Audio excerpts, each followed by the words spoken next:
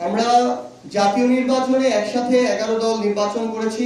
সেই নির্বাচনী জোট এখন জাতীয় সংসদে বিরোধী দলীয় জোট হিসেবে কাজ করছে, কিন্তু স্থানীয় নির্বাচনে আমরা এককভাবে প্রস্তুতি নিচ্ছি। আচ্ছা, আমাদের হচ্ছে অন্য রাজনৈতিক দল থেকে আসা, যেমন পূর্বে বিএনপির সাথে রাজনীতি করেছে এরকম আছে, পূর্বে জামায়াত ইসলামের সাথে রাজনীতি করেছে এরকম আছে, পূর্বে কোনো দলের সাথেই রাজনীতি করেনি এরকমও আছে, কিংবা ধরেন আজকে থেকে 5 বছর 7 বছর 10 বছর আগে একসময় আওয়ামী লীগের রাজনীতি করেছিল, পরবর্তীতে আওয়ামী লীগের রাজনীতিতে তারা অতিষ্ঠ হয়ে মুখ ফিরিয়ে নিয়েছিল এবং রাজনৈতিকভাবে নিষ্ক্রিয় হয়ে গিয়েছিল।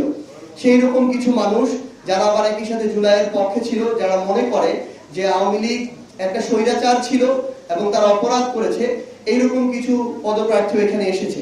তো সামগ্রিকভাবে সকল রাজনৈতিক দলের মধ্য থেকে যাচাই বাছাই করে যাকে আমাদের মনে হয়েছে সবচেয়ে গ্রহণযোগ্য জিতে আসতে পারবে, আমরা তাদেরকে রেখেছি। আমরা জাতীয় নির্বাচনে একসাথে 11 দল নির্বাচন করেছি। সেই নির্বাচনী জোট এখন জাতীয় সংসদে বিরোধী দলীয় জোট হিসেবে কাজ করছে, কিন্তু স্থানীয় নির্বাচনে আমরা এককভাবে প্রস্তুতি নিচ্ছি।